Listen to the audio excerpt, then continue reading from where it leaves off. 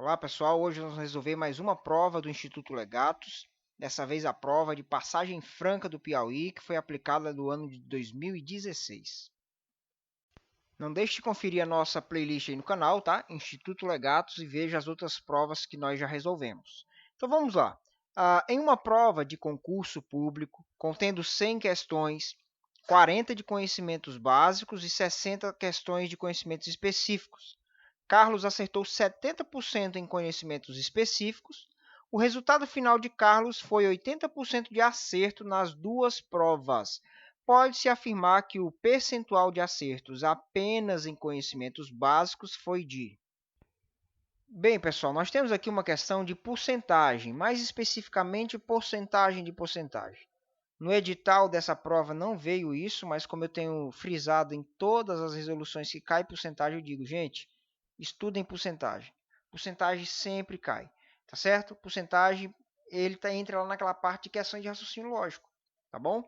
Então, nem sempre ele vai especificar tudo que ele vai cobrar. Por exemplo, regra de 3 ele cobra direto, mas não tem muitas vezes no edital da prova regra de 3, que é grandezas proporcionais, bem como aqui porcentagem. Enfim, vamos resolver a nossa questão. O que a gente sabe? Nós sabemos que nós temos uma prova com 100 questões. Essas 100 questões são classificadas em dois tipos. São as questões de conhecimentos básicos e as questões de conhecimento específico. O que você tem que entender? Que se a prova tem 100 questões, cada questão representa 1% do total das questões, não é assim? Uma coisa completa é 100%. Se são 100 questões, cada questão é 1% do total das questões da prova. Tá? Enfim, o que nós sabemos? Que nós temos 40% de questões de conhecimentos básicos. Isso significa o quê? Que 40% da prova é de conhecimentos básicos. 60 questões de conhecimento específico. Significa o quê? Que 60% da prova é composta por questões de conhecimentos específicos. Aí ele vai nos dar informações. Ele vai dizer que Carlos acertou 70% em conhecimentos específicos. E ele vai falar que o resultado final, quando ele fala do resultado final, ele está falando de toda a prova, certo? O resultado final de Carlos foi de 80% de acerto nas duas provas, ou seja, nos dois grupos de questões, tá certo? Enfim, aí ele pergunta, pode-se afirmar que o percentual de acertos apenas em conhecimentos básicos foi de... Então, nós temos uma questão onde ele fala tanto do todo quanto das partes. Quando ele fala da parte dos conhecimentos específicos, nós temos mais informações. Ele disse que ele acertou 70% dos conhecimentos específicos. Então, a gente vai começar pelos conhecimentos específicos, que é quem a gente tem mais informação, tá? Então, vamos falar aqui dos específicos, tá? Então, bota aqui específicas, né, que são as questões específicas, tá certo? O que a gente sabe? Que ele acertou 70% dessas questões. Então, significa que ele acertou 70% de 60%. Que história é essa, professor? Como assim 70% de 60%? Gente, nós sabemos que ele acertou parte da prova. Como assim parte de parte? Ele tem 70% de acerto de uma parte da prova. Que parte é essa? Os conhecimentos específicos, que são 60%. Então, quando eu tirar a porcentagem de porcentagem, eu vou descobrir quanto esse 70% vale em relação à prova inteira. É isso que eu vou fazer. Beleza que ele acertou 70% dos específicos, mas na prova inteira, isso equivale a quantos por cento de acerto? Então, é isso que a gente vai calcular. Então, a gente vai tirar a porcentagem de uma porcentagem.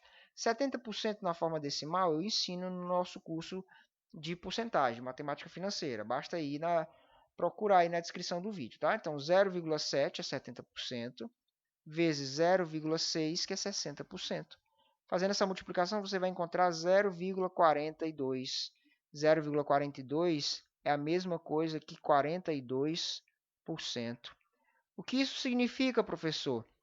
Dizer que o cara acertou 70% de 60% da prova, ou acertou 70% dos conhecimentos específicos, significa que Em relação à prova inteira, só nas questões específicas ele garantiu já 42% de acerto, certo?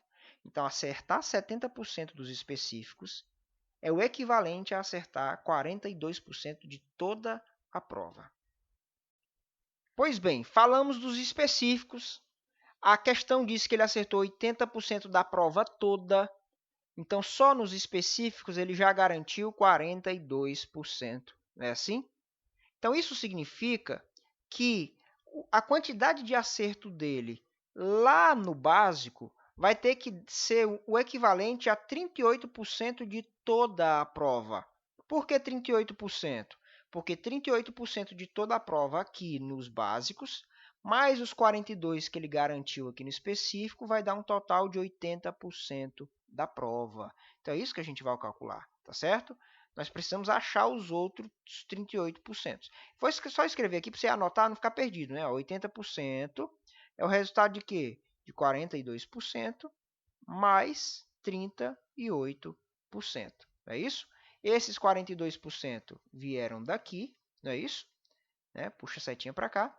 E os 38% vão vir do cálculo que eu vou fazer agora, daqui de baixo, tá certo?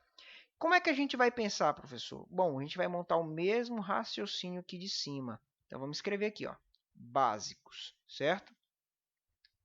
Bom, nos conhecimentos básicos, nós vamos ter que tirar a porcentagem de porcentagem, não é assim? Só que a questão não me diz quantos por cento de conhecimentos básicos ele acertou. Então, eu vou escrever aqui x%.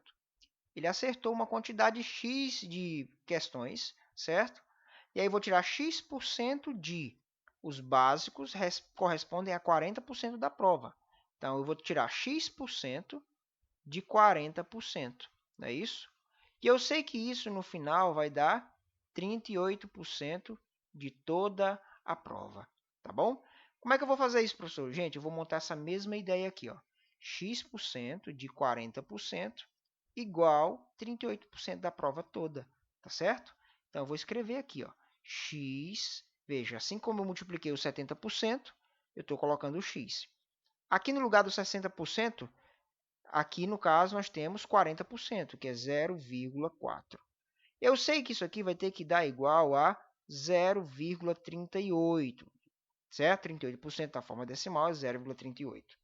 O 0,4 está multiplicando o x, então ele vai passar como uma divisão. Logo, x é igual a 0,38 dividido por 0,4, tá certo?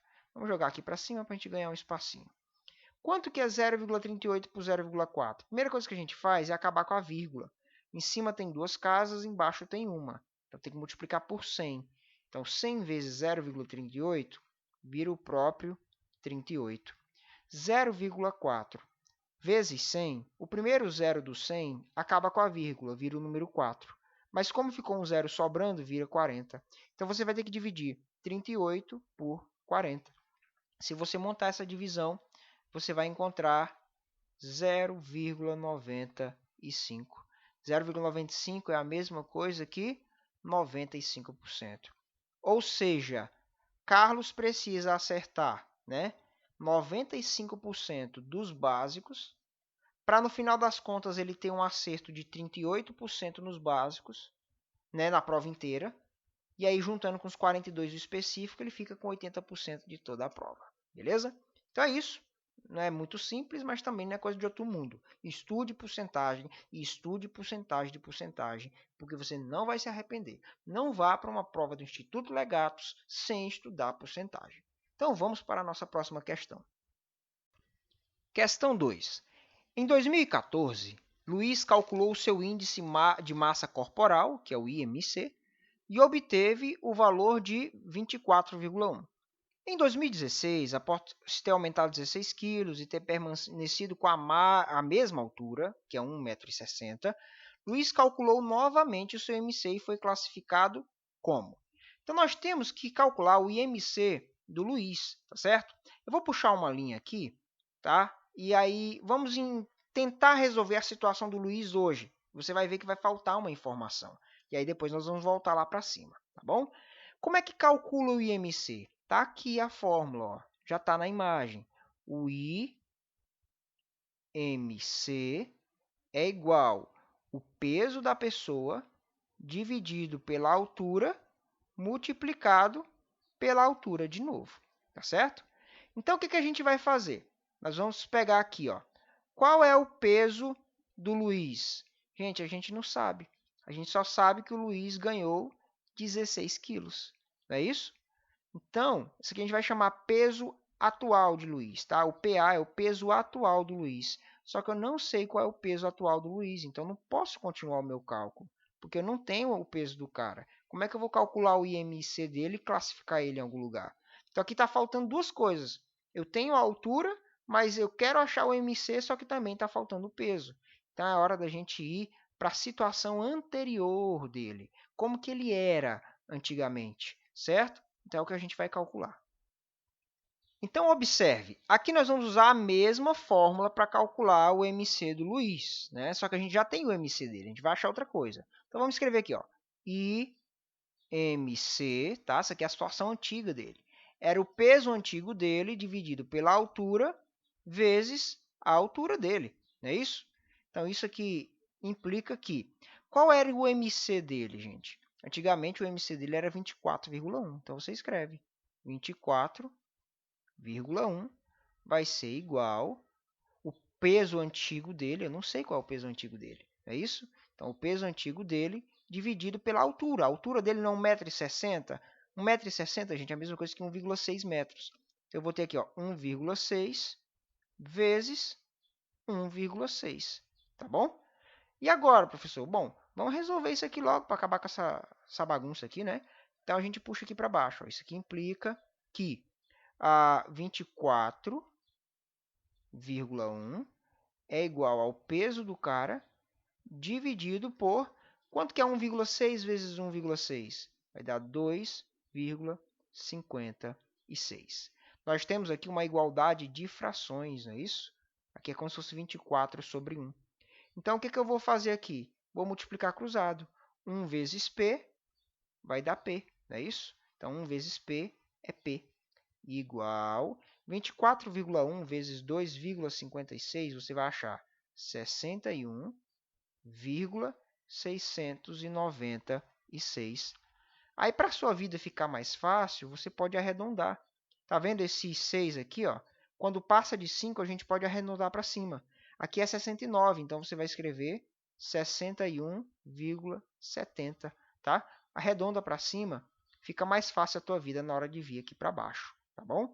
Então, ele pesava 61,7 kg antes de engordar, tá bom? Então, agora a gente vai vir aqui para baixo e vai, então, poder calcular o novo IMC dele e saber em qual categoria agora ele pode ser enquadrado. Só antes de continuar, eu queria falar para você, você viu que eu fiquei puxando setinha, né? Essa setinha significa implica aqui. Se você quiser ficar mais organizado, você pode escrever assim no seu caderno. Você escreve essa conta, pula uma linha, escreve essa conta. Então, todas as vezes que tiver uma setinha dessa, é como se você estivesse escrevendo na linha de baixo, tá? Então, vai ficar ó, uma linha, duas, três, quarta linha, tá? Então, todas as vezes que tiver essa setinha, só escreve embaixo, tá? Talvez fique mais organizado para você ir. Eu estou aqui aproveitando o espaço da minha tela, tá? Prosseguindo, então. O IMC dele, eu não sei. Qual é o peso dele agora? Agora eu sei qual é o peso dele agora. O peso atual dele é o resultado do peso antigo, 61,7, mais os 16 quilos que o próprio enunciado disse que ele ganhou. Então, eu tenho que somar 61,7 com 16. E aí, jogar esse valor aqui na minha conta, tá bom? Então, significa que agora ele está com 77,7 kg. Altura vezes altura, você não vai fazer a conta de novo. Você já fez aqui, ó. 1,6 vezes 1,6 deu 2,56. Você escreve aqui, ó, 2,56. Qual é o resultado dessa multiplicação aqui? 77,7 dividido por 2,56, você vai encontrar esse valorzinho aqui, ó, IMC igual a 30,35. Então, o IMC dele é 30,35. Isso significa que ele está aqui, gente, ó. Ele está entre 30 e 34,9. Então, ele está aqui com a obesidade de grau 1, alternativa C. Bom, aí talvez você diga, poxa, professor, eu não dou conta de fazer essas contas, essa divisão. Então, se você é alguém que já manja disso, vai na descrição do vídeo aí e já pula para a próxima resolução, tá? Então, se você estiver vendo no computador, já tem as divisãozinhas da questão aí na tela. Mas se não, vamos fazer essa divisão aqui passo a passo. 77,7 dividido por 2,56, tá bom? Então, limpando aqui. Então, nós temos aqui, ó, 77,7 dividido por 2,56. Primeira coisa é acabar com a vírgula. Eu olho para o lugar que tiver mais casas depois da vírgula, que é embaixo. Tem duas casas depois da vírgula, então eu tenho que multiplicar por 100. 2,56 vezes 100 dá 256. 77,7, um zero acaba com a vírgula, vira 777, certo? Mas aí tem um zero que você não usou. Então vira 7.770. É essa divisão aqui que você tem que fazer na hora da prova. 7.770 dividido por 256. Então vamos montar esse negócio aí e vamos resolver. Ó, 7.770 dividido por 256. Quem que eu vou usar, professor? Você vai pegar os números de um por um, avançando aqui da esquerda para a direita, até achar um maior que o 256. 7, 77, 777 é maior que o 256. Quantas vezes o 256 vai caber aqui? Aí você chuta. Ah, professor, eu acho que cabe 2 vezes. Aí você, então, multiplica. 256, eu estou pensando como alguém que não manja muito de matemática, tá certo? 2 vezes 6 dá 12. 2 vezes 5, aí vai 1, né? 2 vezes 5, 10, com mais 1, 11. Então, sobe 1 para cá. 2 vezes 2, 4, com mais 1, 5. 512. Não deu ainda, professor. O que eu faço? Joga mais 256. Então, mais 256. Aí você vai somar. 2 com 6 dá 8. 1 com 5 dá 6. 5 com 2 vai dar 7. 768. Se tu botar mais 256 aqui, vai passar. Aí você tem que ser esperto. Você vai vir aqui, ó, e anota. Gente, isso aqui é 3 vezes 256. Porque se uma hora você precisar fazer a conta, você não precisa fazer a conta de novo. Já está aqui, bonitinha para você usar, beleza? Então, isso aqui deu 3, né? 3 vezes 256 dá 768. Então, menos 768.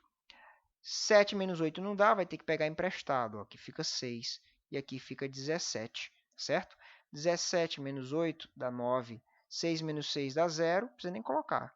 7 menos 7 dá 0. Aí desce o 0 aqui e vira 90, não é isso? Bom, e agora, professor, o que eu tenho que fazer? E aqui é onde muita gente, até pessoal que entende matemática, se perde, tá? Porque esse zero que eu desci aqui, ele desceu por direito. Era o próximo valor que eu ia descer. Todas as vezes que eu termino uma divisão, eu posso descer o próximo número. Só que quando esse próximo número é um zero, eu sou obrigado a colocar um zero aqui também, tá? Isso aqui é uma pegadinha que muita gente se enrola na hora de fazer divisão. Então, talvez você até tenha fazer a conta, mas já colocou uma vírgula aqui, né? Porque você desceu 0, virou 90, aí não deu, aí ficou 3, não é 3, quando o último número que eu desço é um zero, eu preciso colocar um zero também aqui, certo? Ele só vem, ele só aparece. E agora, professor, o 90 não deu. Bom, se não deu, eu tenho que colocar a vírgula, certo? Vírgula. E aí eu coloquei então a vírgula, aí eu ganho mais um zero, que vira o meu 900. Só que isso aí, você não precisa continuar a conta, tá? Se você usar a sua cabeça, você vai ver que o 30, qualquer coisa vai te deixar dentro do espaço que você precisa. Deixa eu te mostrar o enunciado de novo e mostrar para você que você não precisa fazer a conta. Então, se quiser parar o vídeo, já para e anota, porque eu vou voltar para outra tela. Olha só, aqui ó, o 30 é o início e o 34,9 é o final. Então, do 30 até o 34,9, qualquer coisa vai estar no intervalo de obesidade de grau 1. Não é isso? Você não precisa perder seu tempo resolvendo mais coisas. Se aqui der 1, 2, sempre vai estar entre o 30 é o 30,0, tá? 30,1, 30,2, 30,9, aí 31, vai ter um monte de gente aqui no meio. Então, se você quiser ser prático, você já para a sua divisão aqui. Você não precisa ficar perdendo tempo de prova com esses cálculos, tá bom? Mas, se der vontade de continuar, continua a multiplicação, vê quantas vezes cabe. Eu já até disse agora há pouco quanto que dá, não é isso? Então, fica a seu critério, porque essa divisão ela não é exata, ela vai infinitamente. Então, quando você achou ali algo que já te dá a resposta que você quer, não perca mais tempo. Próxima questão. Terceira questão, então. Anagramas são alterações da sequência das letras de uma palavra. Quantos anagramas podem ser formados com a palavra legatus, começados pela letra L? Vamos entender. Imagine que você escrevesse o nome legatus bem grande no papel, com letras de forma, bem separados, e cortasse as letras. O que é um anagrama? São todas as possibilidades de palavras que você ia poder formar, mesmo que a palavra não faça sentido nenhum, organizando essas letras, certo? Então, deixa eu te dar um exemplo aqui. Você está aqui com a palavra legatus, aí você vai e mistura, por exemplo, você pega o S, aí depois você pega o U, certo? Deixa eu fortalecer aqui, né?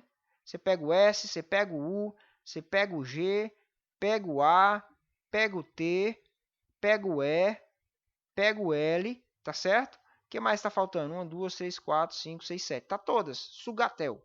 Não é isso? Então você pode trocar a ordem aqui, ó. Botar o L primeiro, né? Suglat, Sugatli. Não importa. O anagrama é de quantas formas você pode embaralhar essas palavras aí. Tá bom? Então é isso.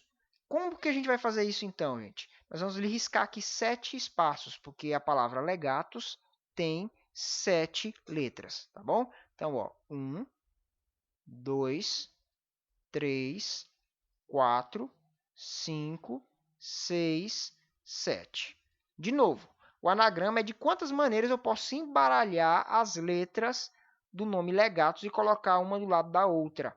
Só que nesse caso há uma restrição. Qual é a restrição? Você pode embaralhar as letras do jeito que quiser, mas ela precisa começar com a letra L. Então, aqui a primeira posição obrigatoriamente tem que ser a letra L. Não tem negociação. E por isso aqui a gente só tem uma opção de letra. Então eu não posso mexer. Tem que deixar o 1, tá certo? E na próxima? Bom, a palavra legatus tem 7 letras. Na primeira aqui eu estou obrigado a usar a primeira letra, que é a letra L. Ponto final. E agora, professor? Você pode escolher qualquer uma das outras 6 letras. Então aqui eu tenho 6 opções de letras. Então você foi lá no seu bolo de letras, botou a letra L, porque você é obrigado a colocar ela. Aí ficou restando 6 letras. Aí você escolheu uma lá, ao caso, escolhe a que você quiser. Você tinha 6 opções de letra. Aí você veio e colocou ela aqui. Talvez foi a letra T, talvez foi a letra U, não importa. Agora você já usou 2 letras, uma que você foi obrigado e uma que você escolheu. Então, na hora de escolher a terceira letra, você já tem 2 letras descartadas, a L e essa aqui. Então, agora você vai ter o quê? 5 letras para usar, beleza? Aí, na hora de escolher mais uma letra, você vai ter só 4 letras para escolher. Tá, gente? Meu raciocínio é aqui, ó. Primeiro, eu tinha 7 letras, fui obrigado a usar a letra L. Coloquei aqui. Aí, digamos que aqui, ó, eu tenho 6 letras. Digamos que você escolheu a letra E. Agora que usou, não pode usar mais. Aí aqui você tinha 5 letras para usar. Digamos que você escolheu a letra G. Agora você tem 4 letras. Aí das 4 letras que te restam, digamos que você escolhe a T. Então agora só vão te restar 3 letras. Depois, escolheu mais uma. Agora só vão restar 2 letras para usar. E no final aqui você só tem uma letra. Depois você multiplica isso. 6 vezes 5, que vai dar 30. 30 vezes 4, que dá 120. Vezes 3, 360. Vezes 2 dá 720. 720 vezes 1 dá o próprio 720. Então, anagrama é isso. Você vai pegar as letras e utilizando elas de uma por uma, tomando cuidado sempre de fincar no lugar que ele pediu a letra que ele mandou. Como é que poderia cair uma questão dessa na prova? Se você quiser pular o vídeo, você pula. Mas eu vou criar uma questão muito parecida com essa, tá certo? E aí, então, eu vou te dar mais um exemplo aqui. Um exemplozinho de graça, tá bom? Mas se você não quer ver, pode pular para frente aí. Então vamos lá, eu vou criar um exemplo aqui. De novo, ele vai te dar a palavra legatus, só que ele vai te dar uma nova restrição. Que restrição é essa, professor? Você precisa terminar a combinação de palavras com uma vogal, tá bom? Então nós temos 7 letras na palavra legatus, risca os espaços. 1, 2, 3, 4, 5, 6, 7. Aqui no final tem que ser vogal. Quais são as vogais que eu tenho? Vogal E, vogal A e vogal U. Então aqui eu vou colocar o nome vogal, porque aqui no final eu só vou poder usar vogais. Então eu tenho que analisar o final primeiro. Quantas vogais eu posso utilizar, professor? 3 vogais. Então você vem e coloca o número 3 aqui. Beleza? E agora? Bom, uma das vogais que foi queimada, né? Eu não sei qual foi. Vamos dizer que foi a E. Poderia ter sido a A, certo? Agora, como não tem mais nenhuma restrição e você já colocou a vogal no lugar dela, aqui pode começar por qualquer coisa, contando que não seja a letra que você já usou. Se a palavra legatus tem 7 letras e uma das vogais já veio para cá, tá? Esse 3 não quer dizer que eu estou colocando 3 vogais aqui. Eu tenho 3 opções de vogal para usar e eu usei só uma. Então agora eu tenho aqui 6 opções de vogal, de letra, né? Qualquer letra eu posso usar. Aí depois, professor, bom, aí 5 letras. Né? Então aqui quando eu tinha 6 letras, digamos que eu usei a letra T. Aí ficou restando 5 letras. Aí depois que eu tinha 5 letras, eu resolvi usar a letra S. Então, para o próximo lugar, eu só posso escolher 4 letras. Depois 3, 2 e 1. Aí quantas formas de embaralhar a palavra legatus terminando com a vogal existe? Aí você ia multiplicar. 6 vezes 4 vezes 3 vezes 2 vezes 1 vezes 3. Eu não vou fazer a conta que eu fiz aqui, criei na hora aqui, tá certo? Para te ajudar a resolver. Então ele pode criar várias coisas, começando com vogal, terminando com consoante, começando com vogal e terminando com vogal, poderia ser também, tá certo? Então, todas essas são formas da gente trabalhar, tá bom? Se você quiser uma aula disso, a gente cria também, basta comentar e pedir aí que a gente inventa um monte de coisa legal aí, tá bom? Então vamos para a nossa questão próxima, né? Quarta questão. Ao lançar simultaneamente dois dados idênticos e não viciados, significa o quê? Que os dados são iguais, os dados normalmente são dados de 6 lados e não são viciados, ou seja, que tem dado que se ele tiver um pouco desgastado, ele acaba dando mais preferência para um certo número. Aqui não, todos os números têm a mesma probabilidade de aparecer, tá? Do 1 ao 6. Qual é a probabilidade de saírem somente números primos nas suas faces superiores? Então veja, no dado nós temos 6 números, certo? Nós temos o número 1, o 2, o 3, o 4, o 5 e o 6. O que é um número primo? Um número primo é um número maior que 1 e que só dá para dividir por ele mesmo e por 1. Por exemplo, o 2. O 2 só dá para dividir por 2 e por 1. Se qualquer número que você usar para dividir o 2, fora o 2 e o 1, vai dar número com vírgula. O 3 é número primo. Só dá para dividir 3 por 3 e 3 por 1. O 4 não é número primo, porque 4 divide por ele mesmo, mas também dá para dividir por 1 e por 2. Veja, tem um terceiro valor aí. 4 dividido por 2 dá 2. Então ele não é número primo. O 5 é número primo. Só dá para dividir o 5 por ele mesmo e por 1. E o 6 é primo? Não. 6 dá para dividir por 2, 6 dá para dividir por 3. Estude essa questão de números primos. Isso é muito comum em prova também. Estude o que são os números primos, tá certo? Enfim, nós temos dois dados a serem lançados, tá? Vamos chamar um aqui de dado 1 e o outro de dado 2. Qual é a probabilidade de eu lançar o primeiro dado e cair um número primo? Quando a gente fala de probabilidade, embaixo nós colocamos todas as possibilidades e em cima aquilo que me interessa. Quais são todas as possibilidades de um dado? São 6 possibilidades, porque ele tem 6 faces. Qualquer um desses 6 números podem aparecer. Como eu estou interessado em números primos, 3 deles me interessam. Então eu estou jogando dado, torcendo para que caia 2, 3 ou 5. Ou seja, tem 3 coisas que me interessam ali naquela conta. Tá beleza? E o que mais, professor? Eu vou jogar um outro dado. Esse outro dado também tem 6 lados De novo, eu quero que dê número primo, então no caso eu tenho 3 coisas que me interessam. Então veja, ao lançar esse dado sozinho, eu tenho 3 coisas favoráveis de um total de 6. Quando eu lanço esse dado sozinho, eu tenho de novo 3 opções favoráveis de um total de 6. Mas quando eu quero que as duas coisas aconteçam ao mesmo tempo, aí eu preciso multiplicar elas, multiplicar as probabilidades, certo? Então, quando eu lanço 2 dados, eu tenho que multiplicar os 2 dados. Então, 3 vezes 3 vai dar 9, 6 vezes 6 vai dar 36. Aí você vai fazer o quê? Você vai fazer a divisão de 9 dividido por 36. Você vai encontrar 0,25, que é a mesma coisa que 25% de chance.